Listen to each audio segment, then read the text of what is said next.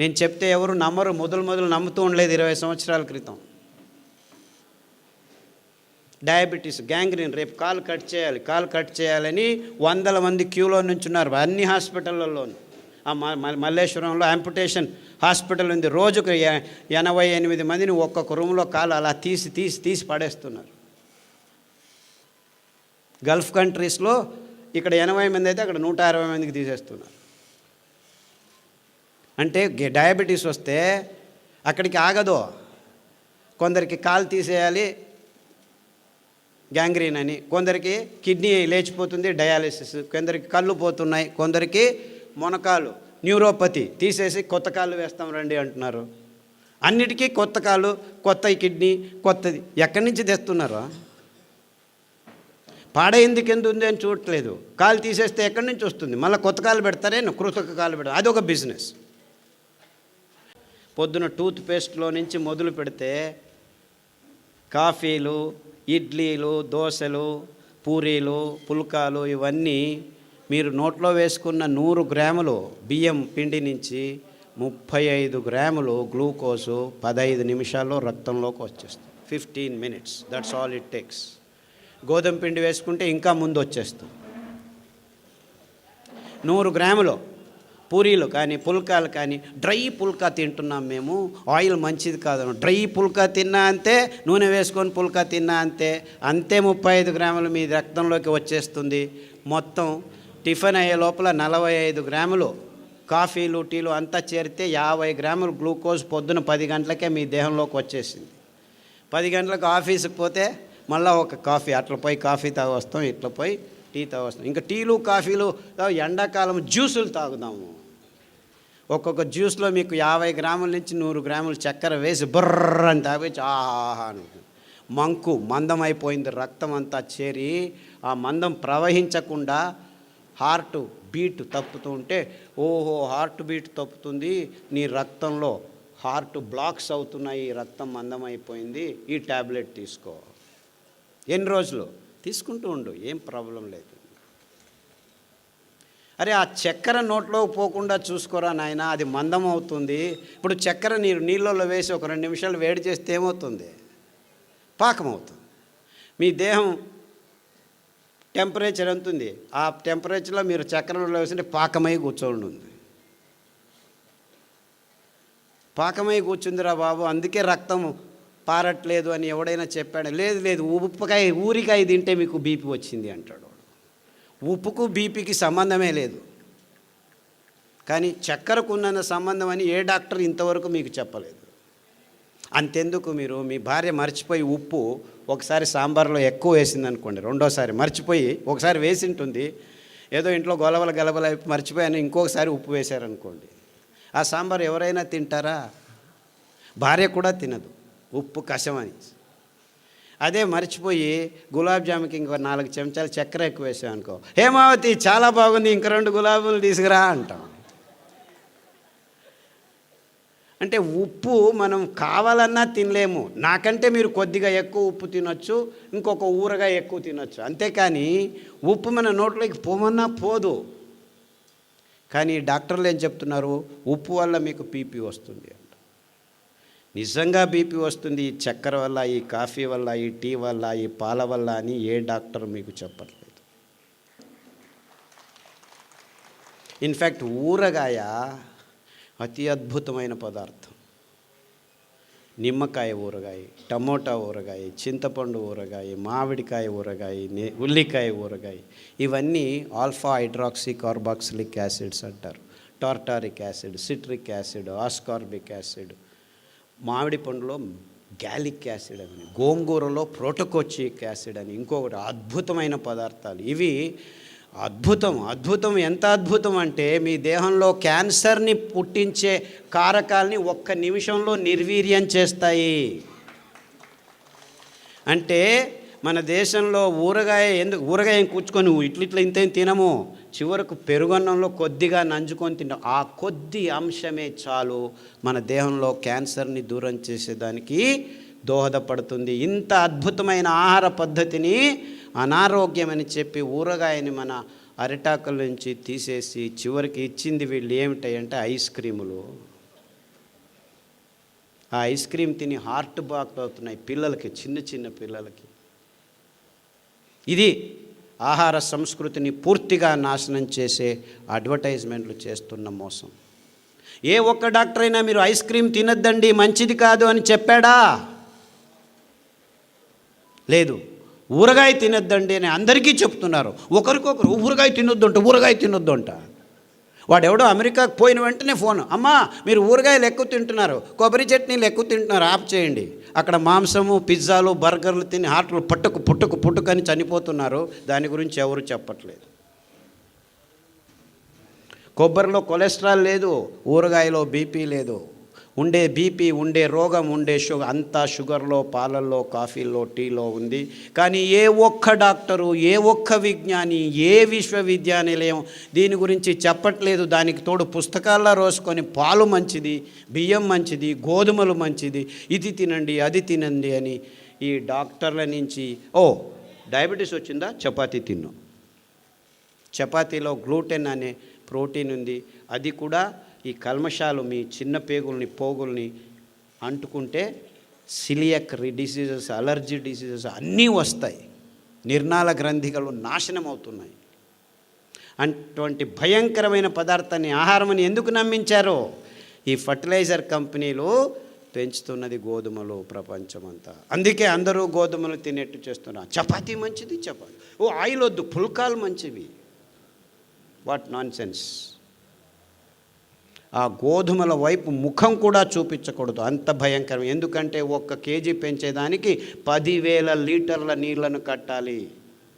మొదటే చెప్పాను, నీళ్లు లేవు.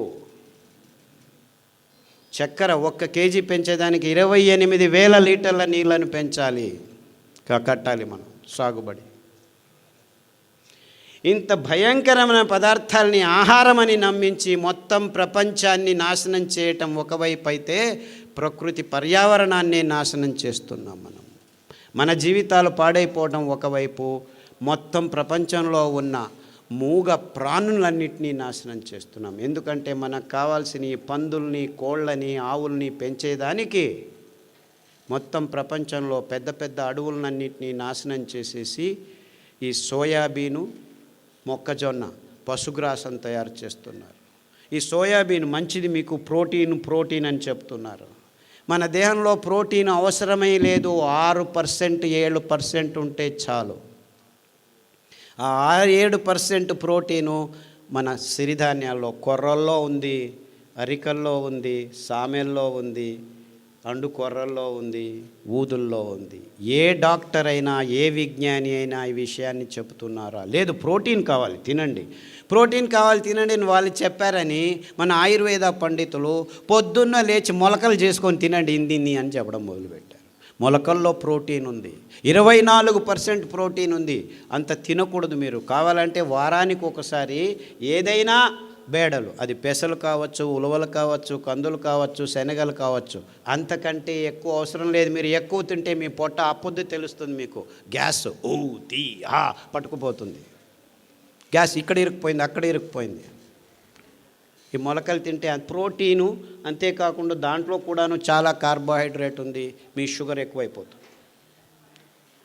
ఇలా అవైజ్ఞానికమైన విషయాలన్నింటినీ వైజ్ఞానికమని చెప్పి మన నోట్లలో ఈ పదార్థాలు వేయటం వల్ల మన చిన్న పిల్లల నుంచి పెద్దల వరకు ఈ రోగాలు వస్తున్నాయి. అంటే మనం చేయాల్సింది ఇంతే. ఈ అద్భుతమైన వరి అన్నాన్ని, ఏమి నువ్వు చెప్పేది? వరి అన్నం అన్నం కాదంటున్నావా? వరి అన్నం అన్నమే కాదు. ఎందుకంటే అది తిన్న వెంటనే మీ దేహంలోకి సగానికి సగం గ్లూకోజ్ని 15 నిమిషాల్లో నింపేస్తుంది. అదే మోసము, అదే రోగము.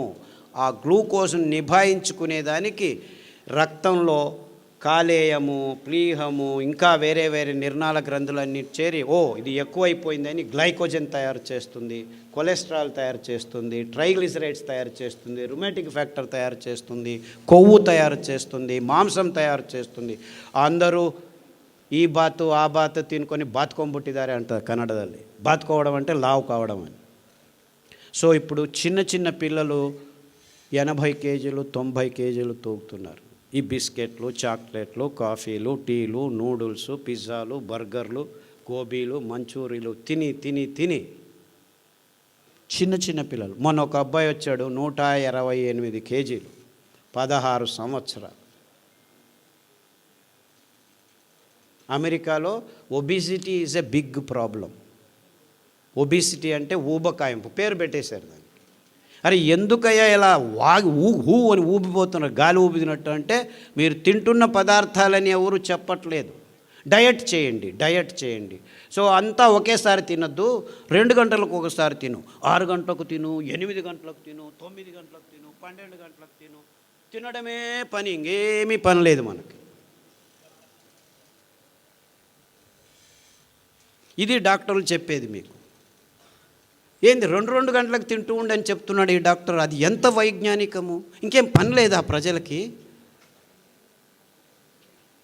2 గంటలకు తినడం అంటే ఇంకేం లేదు, చేస్తూ ఉండడం. మీరేమీ చేయొద్దండి, మేము రెడీ చేస్తాము ప్యాకెట్లలో, ఎంటీఆర్, మయ్యా, ఇది అది రెడీమేడు, ఆన్లైన్ చేయండి, ఆర్డర్ చేయండి, ఇంటికి తెచ్చిస్తాము.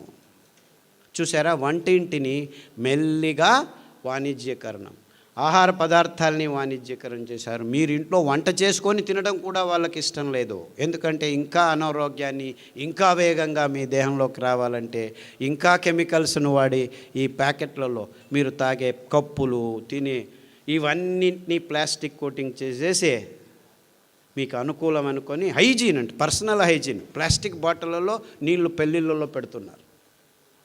ముందు ఏం చేసేవాళ్ళం, లోటా తీసుకో, ఎత్తుకొని నీళ్ళు తాగు అని ఒకడు చెంబు తీసుకొని, రాగి చెంబు తీసుకొని నీళ్లు పోసేవాడు. అంటే నీళ్లు పారుతూ ఉంటే స్ట్రక్చర్గా ఉంటుంది. తామ్రద ఫలకంలో, రాగి ప్లేట్లో ఉంటేను స్ట్రక్చర్ అయిపోతుంది. కారణం ఇంతే, రాగి ప్లేట్ మీద డి ఆర్బిటల్ ఎలక్ట్రాన్స్ ఫ్రీగా మూవ్ అవుతుంటాయి, నీళ్లను స్ట్రక్చర్ చేస్తాయి.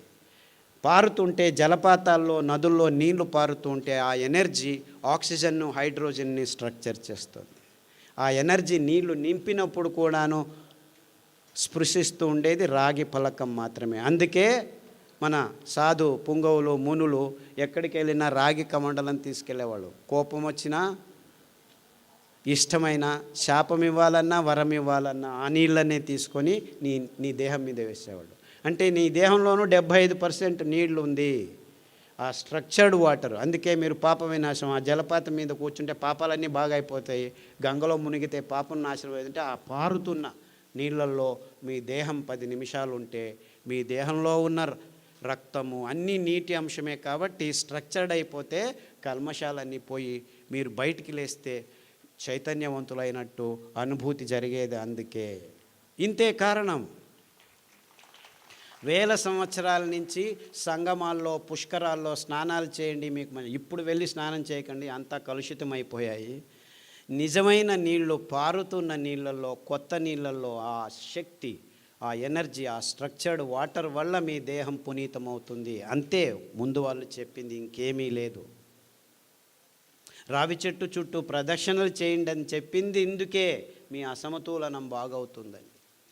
ఇంతే. ఇవన్నీ బూటకం, ఇవన్నీ మూఢనమ్మకం అని మనల్ని నమ్మించి సైంటిస్టులు నిజమైన అద్భుతమైన పద్ధతుల్ని, క్రమాల్ని మన క్రమం నుంచి, జీవన క్రమం నుంచి తప్పించి అనారోగ్యకరమైన ఈ వైజ్ఞానికమని చెప్పి వాణిజ్యీకరణ అంశాలని మన జీవితాలకి జోడు చేసి అందరూ రోగులై సతమతమవుతుంటే మీ అయోమయ స్థితిని, మీ భయాన్ని డబ్బు చేసుకునే వ్యవస్థని సమాజం అంచెలంచెలుగా తయారు చేసింది అని చెప్పేదానికి నాకు ఏ సందేహము లేదు.